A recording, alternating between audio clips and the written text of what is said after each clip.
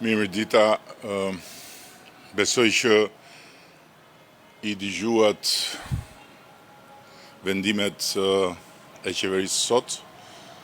Unë kam dalë për një arsye tjetër që nuk ka të bëjë me mbledhjen e qeverisë, por ka të bëjë me një zhvillim që unë e konsideroj shumë pozitiv, lidhur me procesin e verifikimit të transaksionit për blerjen e tokës në Zvërnec, që do të thot me sqarimin e plot dhe përfundimtar të origjinës së fondeve të kaluara përmes bankës dhe me çlirimin përfundimtar të investitorëve që tani më janë dhe pronarë. Ndërkohë që nga ana tjetër, unë e konsideroj po ashtu shumë pozitive, që SPAK-u ka vendosur të mbaj të ngrira fondet pa i lënë të kalojnë tek shitësi, për të cilin ka një proces hetimor. Kjo në këndvështrimin tim është shumë pozitive edhe për çdo që pretendon pronë në atë territor, sepse tani më çështja e origjinës pronës është një çështje që do të mbulohet nga një hetim tërësisht i pavarur dhe profesional përmes SPAK-ut, dhe në të dyja rastet rezultati do të jetë një rezultat i padiskutueshëm nga pikpamja ligjore, ndërsa nga pikpamja e pretendimeve do t'i jap fund çdo spekulimi, çdo manipulimi, çdo pretendimi që nuk është i bazuar në ligj. Në rast se shitësi ka një origjinë legjitime të pronës, do marri parat, në rast se nuk e ka, natyrisht që parat do t'i mbeten Republikës Shqipërisë dhe patjetër që ato do të përdoren për cilin do që do të provojë se pretendimin mbi pronën e ka të bazuar. Kështu që këtu merr fund çdo lloj shqetësimi i atyre që janë pretendent të sinqert të pronës, dhe çdo kush tjetër që shfaqet si pretendent me Shqipërinë e shqiptarëve në gojë dhe me kurdisjen e duarve të tjera nga mbrapa, mund të vazhdojë të shfaqet, por nuk është më problemi ynë. Nëse ka pyetje, jam në dispozicion, por kam një kohë të kufizuar sepse kam një tjetër komunikim që nuk mund ta lë me dikë jashtë vendit. Eksela Sheu, Euronews Albania. Zoti Rama, një ditë më parë ju i bë thirrje protestuesve që të uleshit për dialog dhe të bisedonit. Por ata vijuan të protestonin në ditën e tretë përpara zyrës tuaj dhe deklaruan se pa dorëheqje nuk ka dialog. A keni ju një kundërpërgjigje për ta të cilët kanë lajmëruar sërish sot në orën 18 një tjetër protest? Dorëheqjen e kujt? Tuaj. Aha. Kam një përgjigje. Ti referohen arkivit të gjatë të këtij filmit vjetër, se tani më këtu s'ka asgjë tre.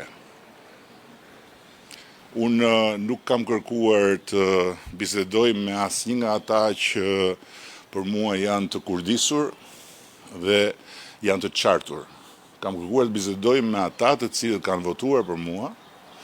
Disa prej tyre edhe më kanë shkruar nga protesta e parë. Kam respekt për ta dhe me ata jam gati të bisedoj në çdo kohë, sepse ata nuk kanë dalë në protest për të zhvilluar një epizod të ri të një filmi shumë të vjetër. Kështu që ai film duhet ju tregoj të gjithëve që asgjë nuk më lëviz mua nga instikami në thonjza ku më ka vendosur shqiptarët.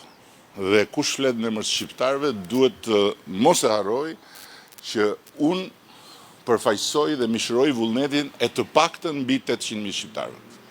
Dhe kam një kontratë me ta. Kush flet pastaj në emër të ndjenjave të vërteta për çfarë mund të ndodhi me mjedisin, për si mund të mbrohet apo si mund të rrezikohet mjedisi, është i mirë se ardhur të bisedoj me mua dhe me ne. Ata që vinë me librin e shtëpisë time poshtë dritares këtu tek selia e Partisë Socialiste dhe vinë vërdall në për rrugë, si ata çakejt e agimit të artë në Greqi që ulërinin në Greqi është e grekëve, ata janë subjekt vetëm për Zotin dhe Zoti i falë se ata nuk din çfarë bëjnë, s'janë fare subjekt për mua. Zoti Kryeministër Denada Shkodrani, Radio Televizioni Shqiptar, ne patëm mundësi të njeheshim me qëndrimin tuaj pas protestës në selinë e Partisë Socialiste. Ju përmendët edhe tani agimin e artë. Sa të angazhuara kanë qenë institucionet ligjzbetuese shqiptare për të provuar nëse ka patur ndërhyrje nga shtetet huaja apo vende jo dashamirëse me Shqipërinë? Kush nuk ka kuptuar akoma këtë, nuk ka për ta kuptuar as me fjalën e agjencive ligjzbatuese, por ju e dini të paktën dihet botërisht sepse për këtë jemi të respektuar edhe brenda NATO-s, kemi një nga mbrojtjet më të forta kundër terrorit kibernetik, dhe që do thot kemi një pasqyrë shumë të plot se nga vinë e ku shkojnë, por natyrisht ky nuk është një territor i terrorit kibernetik, ky është një territor i luftës hibride që zhvillohet, për cilën kemi dëgjuar nga vende tjera dhe e cila ka ardhur edhe këtu në vendin tonë. Janë të panumërta burimet e botës demokratike që kanë nxjerrë raporte dhe studime se si forcat kundër Bashkimit Evropian, forcat kundër zhvillimit të vendeve që i duan nën sqetull apo që nuk i duan të forta, organizojnë dhe nxisin dhe orkestrojnë situata të kësaj natyre duke përdorur në rast të parë çështjet e ambientit. Sepse tek çështjet e ambientit ka sensibilitet shumë të madh dhe tek çështjet e ambientit ndodh pikërisht ajo gjëja që bashkohen vëllezërit e agimit të artë që orkestrohen nga ustallar si ata të agimit të artë në emër të Shqipërisë së shqiptarëve me shqiptar, vajza, djemë, të reja të rinj, me qasje atë dhe dashurie ndaj natyrës, të cilët ndjehen të lënduar. Dhe pikërisht këtë din këto forcat që bëjnë gjëra të tilla. Kjo është një luftë hibride, po nuk ka fare dyshim që kjo luftë do mbarojë dhe që gjithkush do të marrë atë që i takon. Dhe mbi të gjitha që Shqipëria dhe shqiptarët do të marrin të ardhurat që u takojnë për të rritur ekonominë, për të rritur Shqipërinë në të gjitha aspektet, por natyrisht edhe në aspektin kryesor që është ekonomia, sepse ignoranca nuk është asnjëherë argument.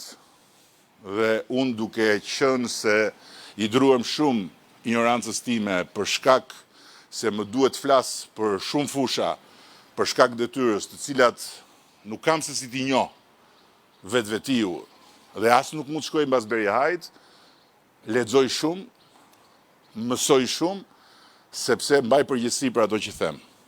Dhe nga ana tjetër, duhet të përballemi me njerëz që thonë, po për çfarë na duhen ne rezortet luksoze, se ato nuk janë për ne. Në fakt, e kundërshta vërtet. Rezortet luksoze janë ato që sjellin të ardhurat më të larta në ekonomi nga turizmi. Dhe këto janë shifra, dhe për këto nuk ka nevojë të ndigjoni mua. Madje tani që të rinë kanë edhe ChatGPT-n apo të tjera platforma të inteligjencës artificiale, mund t'i pyesin. Dhe t'i thonë, unë jam një shqiptar që nuk kam të ardhura nga familja ime, dhe familja ime nuk i ka të ardhura për shkuar në një resort luksos, pse duhet unë ta pranoj ndërtimin e resortit luksos?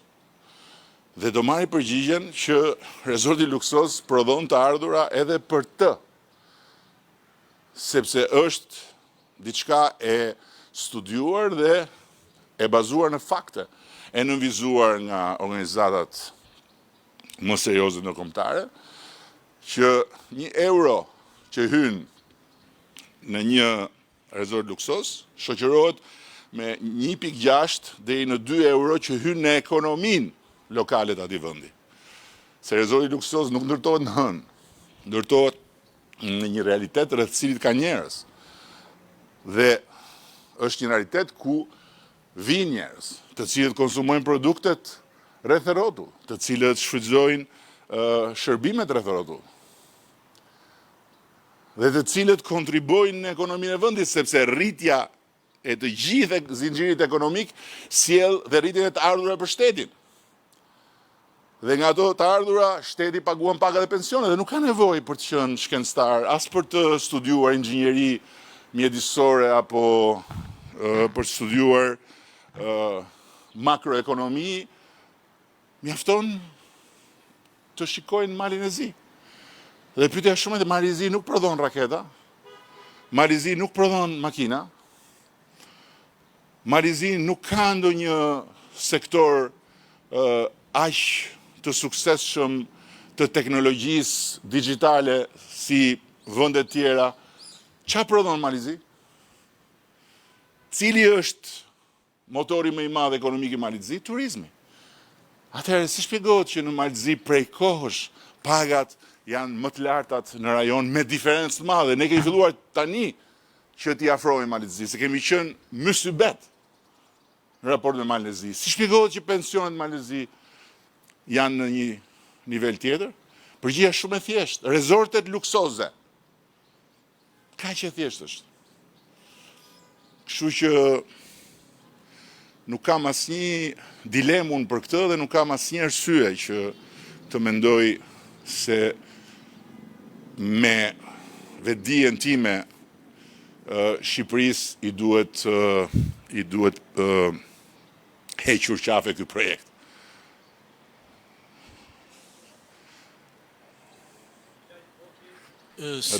Syri Televizion, kisha dy pyetje zoti kryeministër. E para, ju thatë që jeni kryeministër i votuar nga shqiptarët, patjetër, po besoj edhe qytetarët që protestojnë në bulevardin pas krave tonë, dhe ato janë qytetarë shqiptarë. Si kryeministër besoj që një pjesë e të mirë qytetarëve keni detyrimin t'i thoni se kush po i shtyn këto qytetarë që të protestojnë, me që ju thoni që ka forca terta apo persona të tjerë mbrapa që i shtyn. Dhe pyetja e dytë, përveç kërkesës për dorëheqje dhe thirrjes për dorëheqje, ka nga protestuesit është artikuluar dhe fjala burg.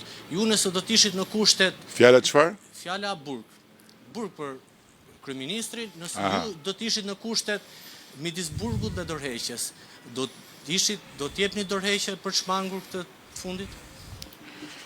Tani unë nuk do të përgjigjem, sepse po të përgjigjem do konsiderohem si njeri që nuk respekton mediat. Kështu nuk kam përgjigje për këtë pyetje, sepse kjo pyetje nuk është pyetje fare.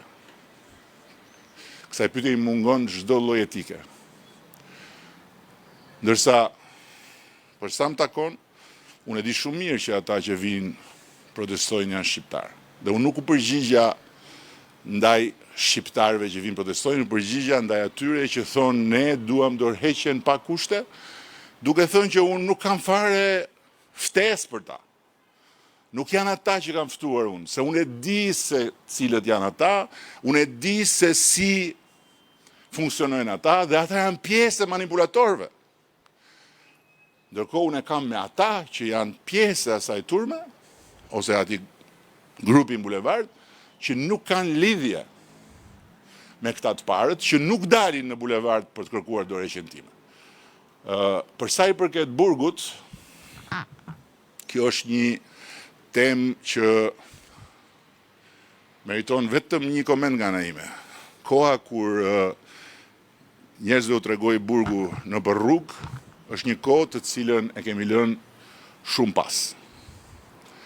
Dhe unë jam njeriu që me krenari ka udhëhequr betejën më të madhe historike të shqiptarëve dhe të Shqipërisë për shqiptarët dhe për të gjithë të tjerët njësoj, duke i hapur rrugë reformës në drejtësi, duke i dhënë jetë një strukture e cila është tërësisht e pavarur nga unë dhe e cila bën punën në shërbim të drejtësisë. Kështu që janë gjëra tërësisht të ndara. Dhe kjo është prap pjesë e spekulimeve dhe e manipulimeve, por unë kam parë shumë nga këto, edhe këto s'më bëjnë përshtypje fare. Janë film shumë i vjetër që ka gjithmonë një në fund. Dhe ajo që më vjen keq me ata që vazhdojnë, i shkojnë nga mbrapa, atyre honxho-bonxhove të tjerë që janë në ndritarësit profesionist të Shqipërisë, është që janë njësoj si ata që shkojnë të njëjti film dhe mezi presin që fundi të jetë ndryshe dhe që personazhi i tyre të triumfojë. Nuk ndodh kjo. Është një film me fund që e kanë parë gjithë. Pyetje tjetër ka? Sa minuta? E mirë, ju përgjigja më të rëndësishmëve, kështu që faleminderit dhe shumë falë.